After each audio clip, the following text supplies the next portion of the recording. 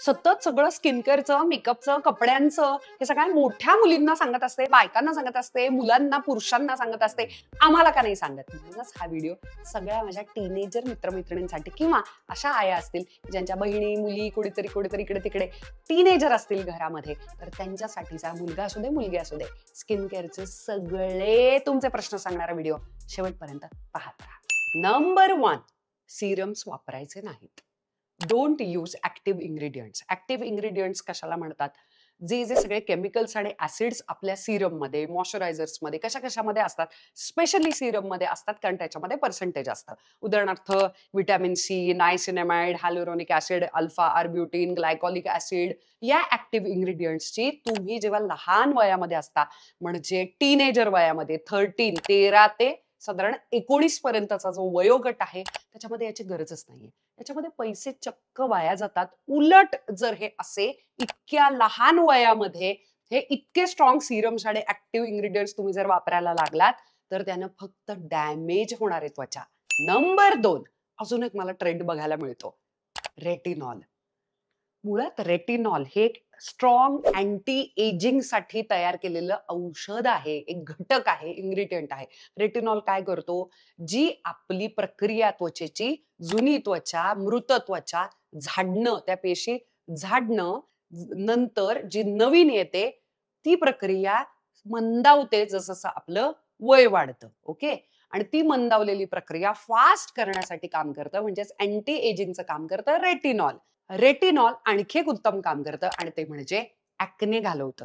Teenager अवस्थेमध्ये आपल्याला प्रचंड ऍक्ने आणि पिंपल्स येत असतात आणि आपलं असं होतं की काही करा पण हे पटकन लवकरात लवकर घालवा. आणि म्हणून आपण स्वतःहून जाऊन डॉक्टरकडे तर गेलेलोच नाही आहोत, पण इकडचं तिकडचं इन्फ्लुएन्सर, सोशल मीडिया, इकडचं तिकडचं बघून दुसरे कोणीतरी वापरतात म्हणून जातो आणि मग रेटिनॉल विकत घेतलं जातं आपल्या फ्रेंड्ससाठी, मित्रमैत्रिणी, मुलीसाठी, आणि मग ते लावलं जातं. सगळं मला मान्य आहे, पण रेटिनॉल हे मुळात डॉक्टरांनी प्रिस्क्राईब करायचं असतं, मग वापरायचं असतं. इतकं स्ट्रॉंग अँटी एजिंग इन्ग्रेडियंट ते आहे.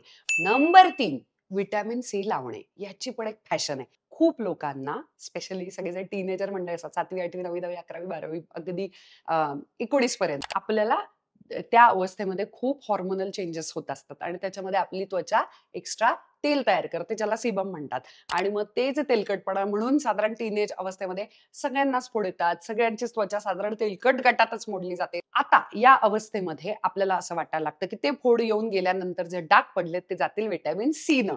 आणि व्हिटॅमिन सी सिरम भारतामध्ये सगळ्यांना दुर्दैवानं गोरं व्हायची घाई असल्यामुळे, त्याचा जो काही त्याच्या मागचा सोर्स असल्यामुळे जो चुकीचा आहे, त्याच्यासाठी व्हिटॅमिन सी अतिशय फेमस झालं. आणि मग त्यामुळे असं वाटतं की रस्त्यावरती, बाजारात, सोशल मीडिया, मोबाईल उघडा आणि मग त्यांच्यामध्ये बघितलं जातं की सपासप फॉरेनर पोरी ज्या सेम वयाच्या आपल्या आहेत, 7वी, 8वी, 9वी, 10वी, आणि त्या व्हिटॅमिन सी लावतात. मग आपल्याला पण लावायचं आहे. मला तुम्हाला एवढं सांगायचं आहे, व्हिटॅमिन सी न डार्क स्पॉट जात नाहीत. त्यासाठी खूप स्ट्रॉंगर लेवलचं व्हिटॅमिन सी लावावं लागतं. त्याच्यासाठी इतर स्किन केअरचं रुटीन पाळावं लागतं, जे कॉम्प्लिकेटेड असतं. मग हळूहळू फोडांचा डाग जायला लागतो. अदरवाईज असा तो तुम्ही ओव्हर द काउंटर दुकानातून विकत घेऊन जाणार नाहीये, त्यामुळे ते विकत घ्यायचं नाही. नंबर 4, मग नक्की काय विकत घ्यायचंय? पहिले तिन्ही पॉइंट मध्ये हे करू नका, ते करू नका मी सांगते. आता काय करायचं सांगते. क्लिन्झिंग, हायड्रेशन आणि प्रोटेक्शन, एवढ्या 3च गोष्टी आपल्याला करायच्या आहेत. क्लिन्झिंग याच्यातलं सगळ्यात आवश्यक आहे. त्वचा स्वच्छ करायची, त्वचेला पोषण द्यायचं, ओलावा द्यायचा, हायड्रेशन द्यायचं, आणि तिसरं म्हणजे त्वचेला सुरक्षित ठेवायचं सन डॅमेज पासून. क्लिन्झिंग करताना सुद्धा जर तुमच्यापैकी कोणी कॉलेजमध्ये मेकअप करत असेल, जो सध्या खूप ट्रेंड आहे, माझ्या वेळेला असं नव्हतं, असं कुठल्या तरी एका पॉइंटमध्ये येणारच होतं. तर उर्मिला ताईनं कॉलेजमध्ये मेकअप केलेलं नाही. एवढंच काय, मी रोजच्या आयुष्यात सुद्धा मेकअप करत नाही, पण जेव्हा मला अशा व्हिडिओसाठी, इव्हेंटसाठी, कुठेतरी बाहेर जायचंय, अशा सगळ्या कामांच्यासाठी, पण रोजच्या आयुष्यामध्ये, रिअल लाईफमध्ये मी अजिबात मेकअप करत नाही. तेव्हा त्या काळामध्ये स्किन मस्त ब्रीथ करू देते, नॅचरल ठेवण्याचा प्रयत्न करते. त्यामुळे माझं असं स्पष्ट मत आहे, लिपस्टिक मे बी, आणि तोच ब्लश म्हणून तुम्ही लावू शकता, और ब्लश सोडल्यास मेकअपकडे इतक्या लहान वयात वळू नये. मेकअपचा मुद्दा. मग तुम्ही काय काय लावू शकता, काय काय शक्यतो 100% टाळायचं, हे व्हिडिओच्या शेवटाला मी सांगणार आहे, म्हणूनच व्हिडिओ शेवटपर्यंत बघायचा. पण आत्ता तुम्ही जर मेकअप करत असाल, तर मुद्दा आहे, रात्रीच्या वेळेला डबल क्लिन्झिंग केल्याशिवाय झोपायचं नाही, नाहीतर तुमच्या पदरामध्ये 100% ऍक्ने पिंपल्स येणार आहेत.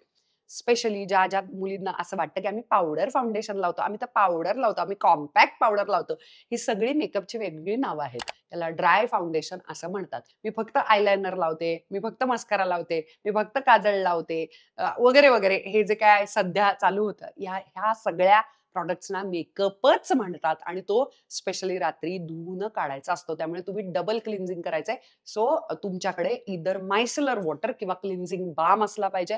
प्रत्येक प्रॉडक्ट मी खाली देते. हे क्लिन्झिंग बाम किंवा मायसेलर वॉटरनं अख्खा मेकअप काढायचा. त्याच्यानंतर तुम्हाला सूट होणारं फेस वॉश लावायचं आणि मग झोपायचं. इतकं इम्पॉर्टंट क्लिन्झिंग आहे. त्यानंतर हायड्रेशन म्हणजे मॉइश्चर द्यायचं. खूप लोकांना असं वाटतं की माझा चेहरा सतत ऑइली असतो आणि त्याच्यामुळे मी कॉलेजमध्ये फिरत असते, शाळेत फिरत असते, म्हणजे तर मला अजिबात मॉइश्चरायझरची गरज नाही. असं नाहीये. दुर्दैवानं सध्या आपण सगळ्यात जास्त हेक्टिक लाईफस्टाईलमध्ये असतो. या सगळ्या अवस्थेमध्ये त्वचेवरती खूप जास्त एक्स्ट्रा तेल यायला लागतं आणि ऑफकोर्स पिंपल्स पुढे यायला लागतात. त्यामुळे ते जसे क्लीन करावं लागतात तसं त्याला मॉइश्चराइज पण करायचं असतं, हायड्रेशन पण द्यायचं. त्याच्यामुळे एक्स्ट्रा तेल त्वचा सोडत नाही. आणि मग त्याच्यानंतर सन प्रोटेक्शन बद्दल आपण बोललो. याला पर्याय नाही. आपण उष्णकटिबंधामध्ये राहतो. किमान एकदा रिअप्लिकेशन जमणार नाही, कॉलेज आहे. त्यामुळे सकाळी उठल्यानंतरच आपल्या त्वचेला सूट होणारं चांगलं SPF स्ट्रॉंग शक्यतो 30 आणि 30च्या पुढचं शक्यतो 40-50 मिळालं आणि छान लावलं की तुमचं दिवसभरातलं काम होतं. स्पेशली तुम्हाला ॲक्ने आणि पिंपल येत असतील तर सनस्क्रीनला पर्याय नाही. Number 5 basic skin care routine आता आपल्याला फॉलो करायचं आहे. क्लिन्झिंग, हायड्रेशन आणि प्रोटेक्शन. मग आता क्लिन्झर नक्की वापरायचा कोणता? सेटाफिल असेल, सेरावी असेल, अतिशय माइल्ड डॉक्टर रिकमेंडेड हे ब्रँड्स आहेत, जे आता काही वर्षांपासून नायकावरती, मिंत्रावरती सगळीकडे आता अवेलेबल झालेले आहेत. त्याच्यातलं सेरावीचं एक हायड्रेशन वालं क्लिन्झर आहे, जे अतिशय छान आहे. सकाळी सकाळी अंघोळीत ते फेस वॉश लावून टाकायचं, रात्री झोपताना सुद्धा ते फेस वॉश लावायचं, चेहरा स्वच्छ होणार आहे आणि मग फॉलोड बाय मॉइश्चरायझर लावून तुम्ही झोपायचंय आणि सकाळ असेल तर सनस्क्रीन लावून तुम्ही बाहेर पडायचंय. जर तुम्हाला ॲक्ने प्रोन तुमची स्किन असेल तर सेरावीचं ब्लेमिश कंट्रोलचं सुद्धा फेस वॉश उत्तम आहे. नंबर 6 मॉइश्चरायझर कोणतं लावू? खरं तर मॉइश्चरायझर आपल्या त्वचेचा प्रकार ओळखून त्याप्रमाणे लावायचं असतं. Dry, sensitive, acne prone, oily, combination हे ओळखायचं कसं याचा मी वेगळा व्हिडिओ केलेला आहे, जो टीनेजर्ससाठीचा सुद्धा आहे 3 वर्षांपूर्वी. या व्हिडिओनंतर तो व्हिडिओ नक्की बघा. त्यामुळे त्याच्याविषयी मी आता बोलणार नाही. तरीही मला माहितीये कमेंट्समध्ये येणार आहे, तरी तू सांगा मला मी कोणतं मॉइश्चरायझर वापरावं? एक एम्ब्रिओलिसेचं महागाचं मॉइश्चरायझर आहे, पण ते प्रचंड हायड्रेशन देतं. त्याची मी ऑफकोर्स लिंक आणि टॅगिंगमध्ये वगैरे तुम्हाला ते दिसेलच. पण तुमची जर त्वचा थोडीशी ॲक्ने प्रोन असेल खूप, तर तुम्ही असं मॉइश्चरायझर घ्या ज्याच्यामध्ये ऑलरेडी नायसिनामाइड आहे. सेरावीचं नायसिनामाइड असलेलं आणि थोडंसं SPF पण त्याच्यामध्ये आहे, which is a good nice 30 आहे. त्याच्यामुळे कमी प्रोटेक्शन, पण तरी सगळा आळस जर असेल स्पेशली टीनेजर मुलांना, तर हे सेरावीचं चांगलं मॉइश्चरायझर आहे. तुम्ही जर एखादा डर्मॅटकडे गेला जेव्हा जास्त म्हणजे एक्झिमा डिटेक्ट होतो, खूप जास्त हॉर्मोनल ॲक्नेज वगैरे येतात वगैरे आणि त्यासाठी तुमच्या डॉक्टरांनी काही मॉइश्चरायझर रेकमेंड केला असेल तर तोच मात्र वापरा. इतरांचं काही ऐकू नका. बाजारात कुठलेही नवीन छान तुमच्या आवडीचे फ्रेंड्स वगैरे जे लावतात ते ट्राय करायला जाऊ नका. डॉक्टरांचं ऐकायचं. नंबर 7 आता छानसा फेस वॉश आपल्याकडे आहे. आपण फेस वॉशनं चेहरा पूर्णपणे छान स्वच्छ करणार आहोत.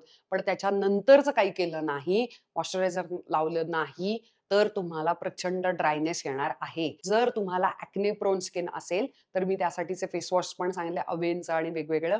मॉइश्चरायझर बद्दल पण आपण बोललेलो आहोत. पण आता रात्रीच्या वेळेला काय करायचं? सेम फेस वॉश तुम्ही रात्री वापरायचं. पैसे वाचवायचे. कोरियन स्किन केअरला फॉलो करण्याच्या नादामध्ये हे अशा स्टेप्स वाढवून ओव्हरली कॉम्प्लिकेटेड स्किन केअर करायचं नाही. कोरियाची त्वचा त्यांच्या जीन्समध्ये त्यांचं अनुवंशिकतेनं त्यांची त्वचा छोट्या पोर्सची असते प्रत्येकाची आणि आपली त्वचा ही थोड्याशा मोठ्या पोर्सची असते. आपल्या हवामानासाठी परफेक्ट ती बनलेली असते. त्यांची त्यांच्या हवामानासाठी छान बनलेली आहे. पण तसं ग्लास स्किन वगैरे करायला जायचं नाही. ते आपल्याला आयुष्यात काहीही लावलं तरी मिळणार नाही. रात्रीच्या वेळेला मी मगाशी सांगितलं तसं जर तुम्हाला मेकअप करण्याची सवय असेल, कॉलेजमध्ये वगैरे काही मुली लावतात किंवा काय स्पेशल ओकेजन्स असतात, गॅदरिंग, परफॉर्मन्स, स्टेज, इकडे-तिकडे काही असू शकतं. तर मेकअप काढल्याशिवाय झोपायचं नाही. त्याच्यासाठीचं सांगितलेलं आहे. ते काढल्यानंतर पूर्ण मेकअप क्लिन्झिंगची पहिली स्टेप झाल्यानंतर डबल क्लिन्झिंग करायचं आहे. तुमचा जो फेस वॉश आहे तो वापरायचा आहे आणि त्याच्यानंतर रात्री झोपतानाचं मॉइश्चरायझर जे सकाळचं मी सांगितलेलं आहे, एकच महाग आहे. पण त्यानं तुम्हाला प्रचंड हायड्रेशन मिळणार आहे. तेच तुम्ही वापरू शकता. किंवा अफोर्डेबल रेंजमध्ये अजूनही क्लिनिकचं छान आहे किंवा न्यूट्रिजिनाचं छान आहे, ज्याच्यामध्ये ऑलरेडी नायसिनामाइड आहे, ग्लिसरीन आहे, व्हिटॅमिन B5 वगैरे आहे. तर ते सुद्धा तुम्ही वापरू शकता आणि छान ते लावून मॉइश्चरायझर लावून झोपायचं. कसलेही सिरम, 7 स्टेप, 10 स्टेप्स वगैरे नाईट स्किन केअर रुटीन आपल्याला फॉलो करायचं नाही. नंबर 8, फोडांवर काय लावू? लहान वय टीनेजर्स फोडी घेत राहतात. सगळ्यात सेफेस्ट म्हणजे अडॅप्टलिन जेल असतं. ते पण 0.01% मध्ये वगैरे मेडिकल शॉपमध्ये मिळतं.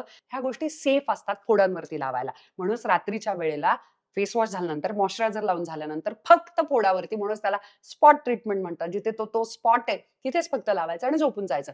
दिवसा हे प्रकार लावायचे नाहीत. दुसरं, कोरियन पद्धतीच्या स्किन केअरमध्ये किंवा जनरल पण वेस्टर्न याच्यामध्ये पण ॲक्नेचे पिंपलचे पॅचेस आलेले आहेत. ते काय करतात मी तुम्हाला सांगते. पिंपल पॅचेस पिंपल थोडासा मोठा करतात आणि ते पूर्ण गंग घाण बाहेर काढण्यासाठी मदत करतात. तुम्हाला ते करायचं असेल तर ते पॅचेस नक्की लावा. परंतु तुम्हाला तो पूर्णपणे घालवायचा आहे आणि हे सगळं मोठं व्हावं, मग ते बाहेर निघेल वगैरे या सगळ्या प्रोसेससाठी थांबायचं नाही.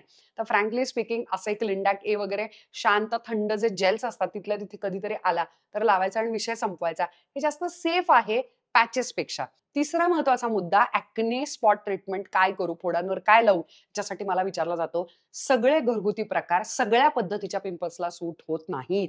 म्हणूनच तुमचा ॲक्ने हॉर्मोनल असेल, काहीतरी त्वचेचं ट्रिगर झालं असेल, एखाद्या त्वचेसंदर्भातल्या ॲलर्जीज तुमच्या ट्रिगर झाल्या असतील आणि यासाठी प्लीज तुम्ही जर आया असाल किंवा तुम्ही लहान वयाचे असाल, तुम्ही स्वतः जर टीनेजर असाल, तर हे तुमच्या आई-वडिलांना सांगा आणि लगेचच डर्मॅटॉलॉजिस्ट, स्किन स्पेशलिस्ट डॉक्टरकडे जा आणि त्यांना दाखवायचं. ते कंट्रोलमध्ये आलं, त्याचे डाग कमी राहतात. त्यामुळे डॉक्टरकडे जायचं, नाहीतर त्याचे खड्डे होतात.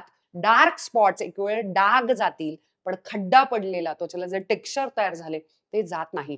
अजून एक मुद्दा, म्हणूनच किचन मधल्या उपसूट वस्तू घ्यायच्या आणि त्या फिरवायच्या नाहीत. सेलिब्रिटीज तुम्हाला खोटं बोलत असतात. तुम्हाला खरंच असं वाटतं की ते लिंबू आणि मोसंबी चोळतात आणि दही फासतात आणि त्याच्यामुळे इतकी त्यांची ग्लोईंग स्किन आहे. इकडून तिकडून IV ड्रिप्स लावतात, continuously chemical peels, lasers, surgeries आणि हायफू वगैरे अतिशय हायेस्ट टेक्नॉलॉजीच्या ते स्वतः डर्मॅटकडे जातात, डॉक्टरकडे जातात आणि त्याच्यामुळे जे लावलेले आहेत ते आपण करायला जातो. प्लीज असं डायरेक्ट उठून लिंबू फिरवणे कुठेही वगैरे, त्याच्यामध्ये खूप जास्त स्ट्रॉंग ऍसिड्स असतात, हे करायला जायचं नाही.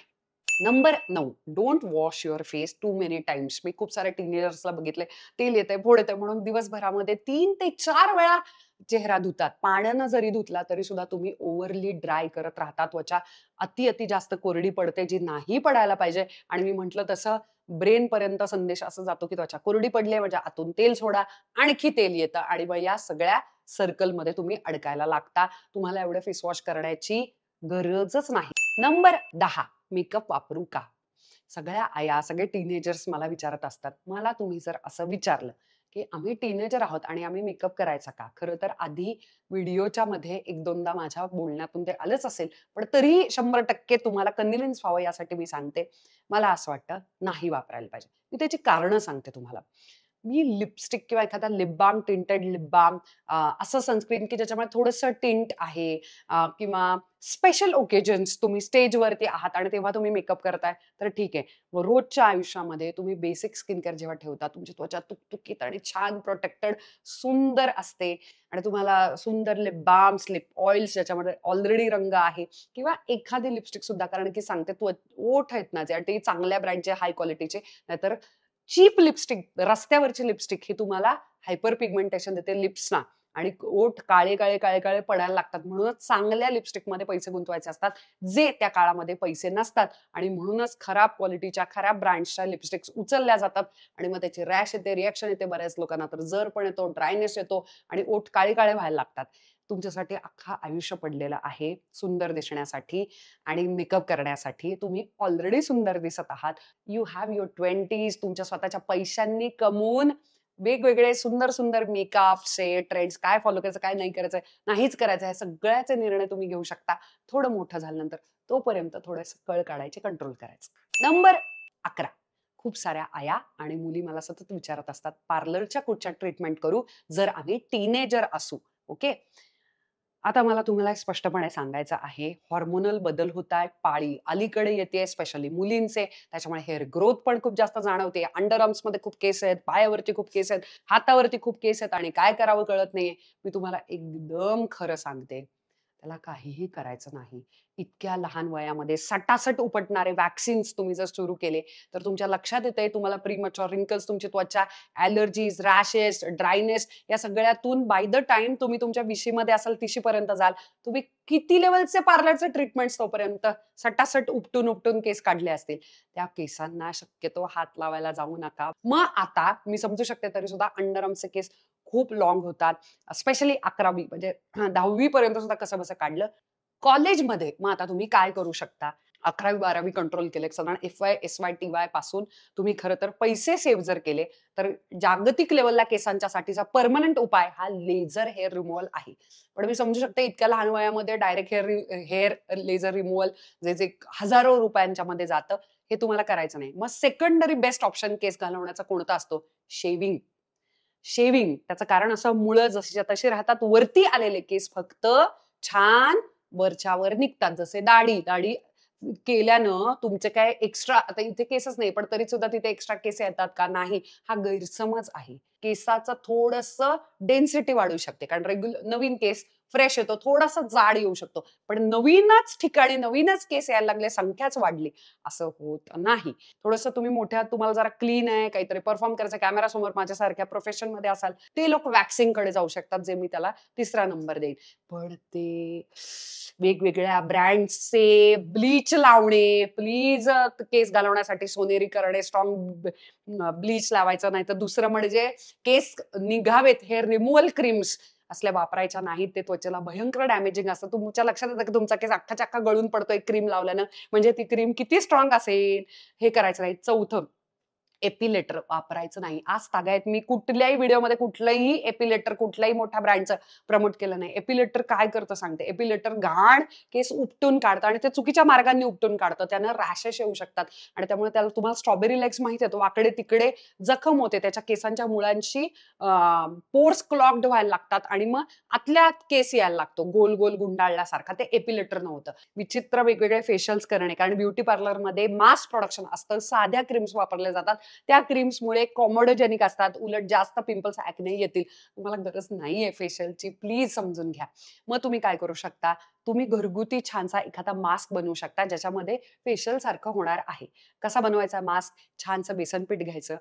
मस्त कच्चं दूध असेल तर छान, साधं दूध असलं तरी चालेल. लॅक्टिक ॲसिड जे आपल्याला छानसं टॅनिंग कमी करण्यासाठी मदत करणार आहे. त्याच्यामध्ये 1 ते 2 थेंब फक्त लिंबाचे पिळायचे आणि छानसं हळद, जिथे कुठे जखम, इरिटेशन, ड्रायनेस आहे, तुम्हाला माहिती आहे अँटी इन्फ्लमेटरी हळद काम करते. सगळं छान कालवायचं आणि मस्त लेप लावून टाकायचा आणि अतिशय कडक वाळेपर्यंत थांबायचं नाही आणि असं चोळत ते काय काम करणार आहे? जे फेशियल्समध्ये तुम्हाला एक्सफोलिएशन दिलं जातं, स्क्रब दिलं जातं, तो तुम्ही घरच्या घरी करणार आहात.